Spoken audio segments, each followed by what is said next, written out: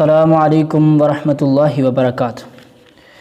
प्यारे तलबा और मेरे तमाम मुसलमान साथियों, आज इंशाअल्लाह जिस मौजू पर हम बात करने जा रहे हैं वो मौजू इंतहाई ज़रूरी है, बहुत ज़्यादा इम्पोर्टेंट है और बहुत ज़्यादा अहमियत का हामिल है।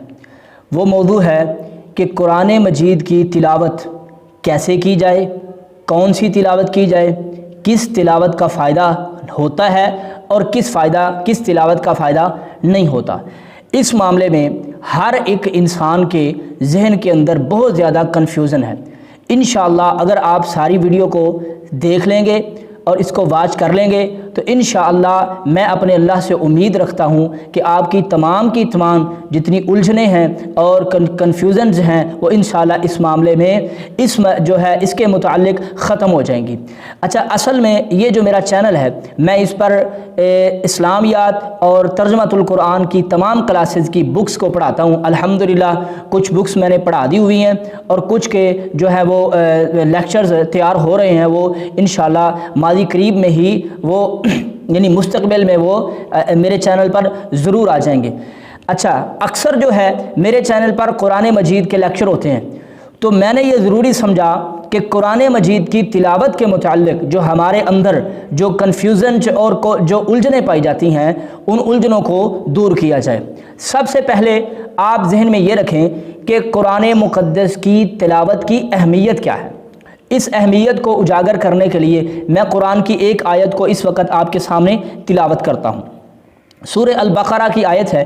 अल्लाह फरमाते हैं, अल्लज़ीना आतैनाहुमुल किताबा यतलूनहु हक़्क़ तिलावती उलाइका युमिनून बिही व मन यकफुर बिही फउलाइका हुमुल खासिरून। अल्लाह फरमाते हैं, जिनको हमने किताब अता की वो उसकी तिलावत करते हैं जिस तरह तिलावत करने का हक़ है, और यही लोग हैं जो इस किताब के साथ ईमान रखते हैं। यानी किताब के साथ ईमान का दावा करना और फिर किताब की तिलावत न करना, किताब को पढ़ना ना जो आसमान से उतरी है कुरान मुक़द्दस, असल में ईमान का दावा ही झूठा साबित हो जाता है। क्योंकि अल्लाह फरमाते हैं, ईमान के इस किताब पर ईमान के दावे में सच्चे वो लोग हैं जो इसकी तिलावत करते हैं, और जो इसकी तिलावत नहीं करते उनके मुताल्लिक़ क्या फरमाया? फरमाया वमन यकफुर बिही, और जो इसका इनकार करते हैं, कुफर करते हैं, नाशुक्री करते हैं। अब यहाँ कुफर के दो मानी हैं। एक कुफर तो वो है जो इस्लाम का इनकार कर देना, और दूसरा कुफर है अल्लाह की नेमतों की नाशुक्री करना, उनको पुष्ट कर देना, उनको उस तरीके से ना लेना, उस अहमियत से ना लेना जो अहमियत अल्लाह ने उनकी बयान फरमाई है। फरमाया वमन यकफुर बिही, जो इसके साथ कुफर करे, फउलाइका हुमुल खासिरून, यही असल में खसारे वाले लोग हैं। ठीक है जी। जब आप ये पूरा लेक्चर इंशाल्लाह सुन लेंगे ना तो आपको इस वक्त आपकी आंखें खुल जाएंगी कि इस वक्त उम्मत मुसलमान खसारे में है क्यों।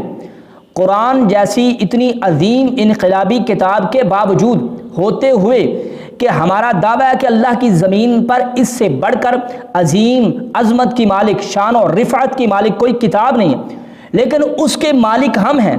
उसके मालिक होने के बावजूद हम दुनिया में जलील और ख्वार क्यों हैं, उसकी वजह क्या है, ये आपको समझ आ जाएगी। अब रही बात, ये बात तो दो टोक समझ आ गई कि कुरान मजीद को तिलावत करने की अहमियत कितनी है। असल में जो लोग इस पर ईमान का दावा करते हैं, अगर वो तिलावत नहीं करते तो वो अपने दावे में झूठे हैं। अब अगली बात क्या है, इस कुरान की तिलावत कैसी करनी है, कौन सी करनी है, किसका फ़ायदा होगा और किसका नहीं फ़ायदा होगा। अब हम अपने मुआशरे में नज़र दौड़ाते हैं कि लोग तिलावत कुरान किस किस तरीके से करते हैं।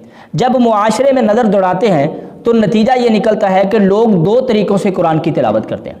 एक वो लोग हैं जो महज कुरान के टेक्स्ट को फॉलो करते हैं, महज कुरान की किरात करते हैं, तिलावत करते हैं, जो इबारत है उसकी बग़ैर समझे, बग़ैर पढ़े, उसका तर्जमा बग़ैर उसके मफ़ाहीम को पढ़े। एक तो लोग वो हैं। अब इसी कैटेगरी में वो लोग शामिल हो जाते हैं जो बेशक कुरान को रमूज़ व औक़ाफ़ को मद्देनज़र रखते हुए पढ़ते हैं, तजवीद को, तलफ़्फ़ुज़ात को, सारा कुछ मद्देनज़र रखते हुए पढ़ते हैं, लेकिन पढ़ते वो सिर्फ कुरान के टेक्स्ट को हैं, उसका तर्जमा और मफ़ाहीम को नहीं समझते। एक तो कैटेगरी वो उन लोगों की है। अब दूसरी कैटेगरी किन लोगों की है? दूसरे वो लोग हैं जो कुरान को पढ़ते हैं, कुरान को पढ़ते हैं, समझ के पढ़ते हैं, तर्जमे के साथ पढ़ते हैं, شعوری تلاوت کرتے ہیں، ٹھیک ہے، قرآن کی شعوری اور غیر شعوری تلاوت پر آج جو ہم بات کر رہے ہیں نا وہ آپ سمجھیں۔ شعوری تلاوت کرتے ہیں، سمجھ کے کرتے ہیں، جس آیت سے گزرے ہیں، جس حصے سے گزرے ہیں، جس سورت کو پڑھ کے گزرے ہیں، اس کے اندر مضامین کون سے ہیں، اس میں اللہ نے بتایا کیا ہے، اس سے ہمارے لیے عملی بات کون سی نکلتی ہے، اور اس میں ہمارے لیے نصیحت کیا ہے۔ اب یہ دوسرے لوگ ہیں، اب انہی لوگوں میں وہ لوگ بھی شمار ہوتے ہیں، ترجمہ پڑھنے والوں کو بھی آپ دو لوگوں میں شمار کر سکتے ہیں۔ ایک لوگ وہ ہیں جو ترجمہ پڑھتے ہیں کسی کا لکھا ہوا، یعنی کسی عالم نے ترجمہ مرتب کیا، اس کو اٹھایا اور پڑھنا شروع کر دیا۔ لیکن ایک لوگ وہ ہیں، دوسرے لوگ وہ ہیں جو قرآن کا ترجمہ پڑھتے ہیں خود اپنی آنکھ سے، کسی کی آنکھ سے نہیں، کسی کا لکھا ہوا نہیں، خود اپنی آنکھ سے پڑھتے ہیں۔ آپ پوچھیں گے وہ کیسے؟ ہاں میں بتاتا ہوں۔ پہلے قرآنک عربی کو سیکھتے ہیں، قرآن کی زبان کو سیکھتے ہیں۔ قرآن کی زبان سیکھنے کے لیے، عربی زبان سیکھنے کے لیے صرف اور نحو کو پڑھتے ہیں، قرآن اصول و قواعد و ضوابط پڑھتے ہیں عربی زبان کے، پھر قرآن کا اپنی آنکھ سے مطالعہ کرتے ہیں۔ جیسے غیر شعوری قرآن کے ٹیکسٹ کو فالو کرنے کے مقابلے میں قرآن کا ترجمہ پڑھنے والے کا شان اور مرتبہ اونچا ہے اور اس کا زیادہ فائدہ ہے، ایسے ہی قرآن کو غیر شعوری ترجمہ اور شعوری ترجمہ پڑھنے والے کے مقابلے میں شعوری ترجمہ پڑھنے والے کا زیادہ فائدہ ہے۔ غیر شعوری کون سا ہے؟ کسی کا بھی ترجمہ اٹھایا اور پڑھنا شروع کر دیا، اس کا فائدہ ہوتا ہے، آپ یہ ذہن میں رکھ لیں، فائدہ ہوتا ہے، نقصان نہیں ہوتا۔ یہ کوئی چیز، قرآن کی تلاوت کسی صورت میں بھی فائدے سے خالی نہیں ہے، لیکن سب سے فائدہ کس کا زیادہ ہوتا ہے؟ جو بندہ قرآن کی زبان کو پہلے سیکھتا ہے، سیکھنے کے بعد پھر قرآن کو اپنی آنکھ سے پڑھتا ہے، اس کا فائدہ اس کے مقابلے میں زیادہ ہے۔ اب آگے چلتے ہیں۔ آپ نے علماء کرام سے سنا ہوگا کہ قرآن کا جو ایک حرف بھی پڑھتا ہے اس کو قرآن کے ایک حرف پڑھنے پر 10 نیکیاں ملتی ہیں۔ یہاں پہ یہ سوال پیدا ہوتا ہے کہ اس حدیث میں، جو کہ حدیث بھی نبی علیہ الصلوۃ والسلام کیا، اور آپ نے یہ بھی واضح فرما دیا کہ آپ یہ نہ سمجھنا کہ الف لام میم جو ہے یہ کوئی ایک حرف ہے، بلکہ یہ تو 3 حرف ہیں، یہ 3 حرف مل کے ایک لفظ بنتا ہے، تو ان کی ایک نیکی نہیں ہے بلکہ 30 ہیں۔ اچھا، یہاں پہ ایک سوال پیدا ہوتا ہے جو عام عوام کے ذہن میں ابھرتا ہے کہ یہاں اس میں ترجمہ حاصل کرنے کی، ترجمہ پڑھنے کی بات ہی نہیں ہے، ترجمہ پڑھنے کی بات ہی نہیں ہے، تو پھر کیوں اس بات پر زور دیا جاتا ہے؟ سمجھیں، جن لوگوں پر قرآن کا نزول ہو رہا تھا ان لوگوں کو قرآن کے ترجمے کی بہت زیادہ ضرورت ہی نہیں تھی۔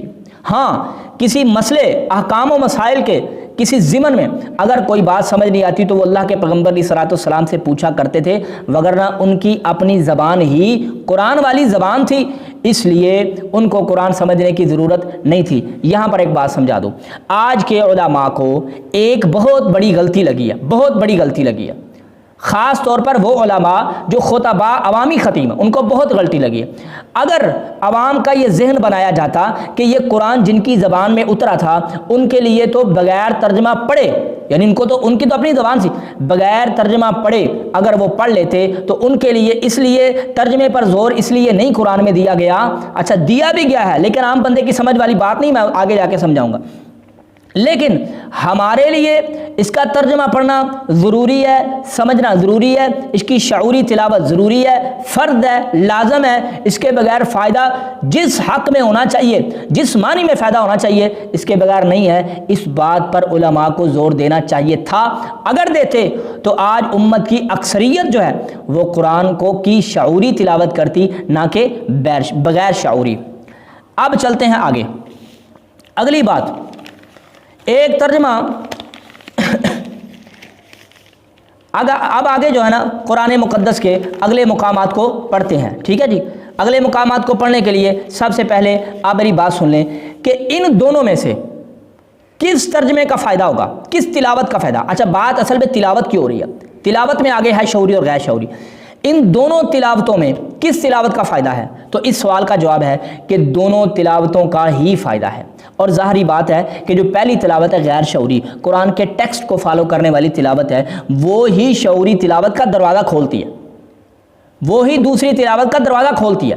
وہ پہلے بندے کو تلاوت وہ کرنی آئے گی، قرآن کے ٹیکسٹ کو یاد کیا جائے گا تو پھر ہی اس کے مفاہیم اور معانی کو جو ہے اس کی طرف بندے کی لگن اور توجہ ہوگی۔ اب دیکھتے ہیں ان دونوں کے فائدے کی بات۔ فائدہ دونوں سے حاصل ہوتا ہے، ایک سے صرف ثواب حاصل ہوتا ہے اور ایک سے بندے کی زندگی میں انقلاب آتا ہے۔ ایک سے صرف ثواب. یوں سمجھیں قرآن کا پہلا جو تلاوت کا طریقہ ہے غیر شعوری، وہ تو ثواب حاصل کرنے کی فیکٹری ہے. اور دوسرا کیا ہے؟ شعوری تلاوت سمجھ کر، اس سے نصیحت حاصل کر کے، اس سے انسان کو ثواب بھی ملتا ہے اور اس کی زندگی میں انقلاب بھی آتا ہے، عملی انقلاب جو اصل میں مقصود ہے، جو اس تلاوت قرآن پاک کے پیچھے اصل میں مقصود ہے.